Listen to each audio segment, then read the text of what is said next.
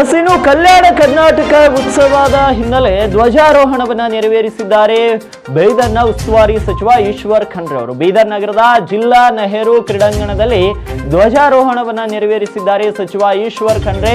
ಸಚಿವರಿಂದ ತೆರೆದ ವಾಹನದಲ್ಲಿ ಕವಾಯತು ವೀಕ್ಷಣೆ ಕೂಡ ಜರುಗಿರುವಂತದ್ದು. ಧ್ವಜಾರೋಹಣವನ್ನ ನಡೆಸಿ ಸರ್ದಾರ್ ಪಟೇಲರ ಕೊಡುಗೆಯನ್ನ ಸ್ಮರಿಸಿದ್ದಾರೆ ಸಚಿವ ಈಶ್ವರ್ ಖಂಡ್ರೆ. ಕಾರ್ಯಕ್ರಮದಲ್ಲಿ 12 ಪೊಲೀಸ್ ತುಕ್ಕಡಿಗಳಿಂದ ಗೌರವ ವಂದನೆ ಕೂಡ ಜರುಗಿರುವಂತದ್ದು. ಕಾರ್ಯಕ್ರಮದಲ್ಲಿ ಸಂಸದ ಸಾಗರ್ ಖಂಡ್ರೆ, ಶಾಸಕ ಶೈಲೇಂದ್ರ ಬೆಲ್ದಾಳೆ, ಡಿಸಿ ಶಿಲ್ಪಾ ಶರ್ಮಾ, ಎಸ್ಪಿ ಪ್ರದೀಪ್ ಗುಂಟಿ ಮತ್ತು ಜಿಲ್ಲಾ ಪಂಚಾಯತ್ನ ಸಿಇಒ ಗಿರೀಶ್ ಬದೋಲೆ ಸೇರಿ ಹಲವು ಗಣ್ಯರು ಧ್ವಜಾರೋಹಣ ಕಾರ್ಯಕ್ರಮದಲ್ಲಿ ಭಾಗಿಯಾಗಿದ್ದಾರೆ.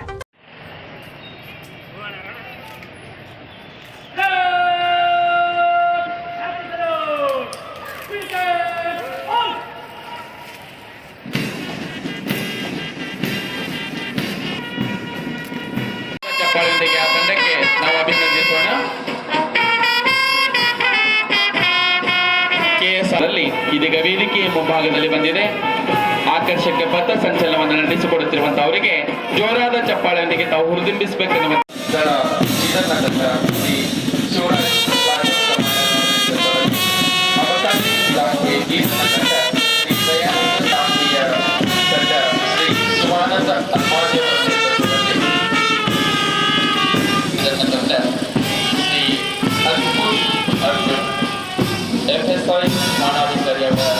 ನಮ್ಮ ರಾಷ್ಟ್ರಕ್ಕೆ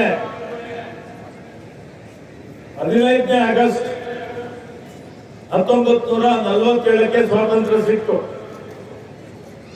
ಆದರೆ ನಮ್ಮ ಭಾಗಕ್ಕೆ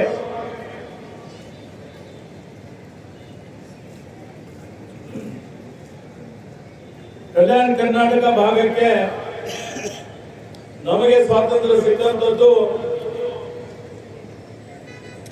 15 ಸೆಪ್ಟೆಂಬರ್ 1948ಕ್ಕೆ. ಅಂದ್ರೆ ನಮಗೆ 1 ವರ್ಷ 1 ತಿಂಗಳ 2 ದಿವಸ ವಿಳಂಬವಾಗಿ ಸ್ವಾತಂತ್ರ್ಯ ಸಿಕ್ಕಿದೆ. ಈ ದೇಶದಲ್ಲಿ ಸುಮಾರು 560 ಸಂಸ್ಥಾನಗಳಿದ್ದು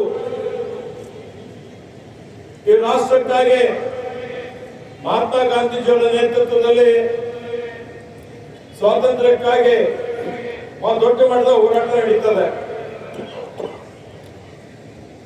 ಈ ಹೋರಾಟದಲ್ಲಿ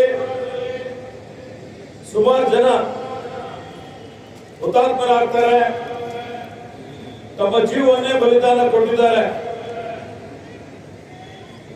ಗಾಂಧೀಜಿಯವರ ಜೊತೆಯಲ್ಲಿ ನೆಹರೂಜಿಯವರು, ವಲ್ಲಭಭಾಯಿ ಪಟೇಲ್ ಅವರು, ಸುಭಾಷ್ ಚಂದ್ರ ಬೋಸ್ ರವರು, ಭಗತ್ ಸಿಂಗ್ ರವರು, ಚಂದ್ರಶೇಖರ್ ಅವರು, ಆಜಾದ್ ರವರು, ಮೌಲಾನಾ ಅಬ್ದುಲ್ ಕಲಾಂ ಆಜಾದ್ ರವರು, ಖಾನ್ ಅಬ್ದುಲ್ ಗಫಾರ್ ಖಾನ್ ರವರು, ಸರೋಜಿನಿ ನಾಯ್ಡು ರವರು, ಬಾಬಾ ಸಾಹೇಬ್ ಅಂಬೇಡ್ಕರ್ ಅವರು, ಹೀಗೆ ಸಾವಿರಾರು ಜನ, ಇವತ್ತು ಯಾರ ಹೆಸರು ಇಲ್ಲ, ಅಸಂಖ್ಯಾತ ಜನ ಈ ದೇಶಕ್ಕಾಗಿ, ತ್ರಿವರ್ಣ ಧ್ವಜಕ್ಕಾಗಿ ಬಲಿದಾನ ಕೊಟ್ಟಿದ್ದಾರೆ, ರಕ್ತ ಕೊಟ್ಟಿದ್ದಾರೆ, ಸೆರೆವಾಸ ಅನುಭವಿಸಿದ್ದಾರೆ.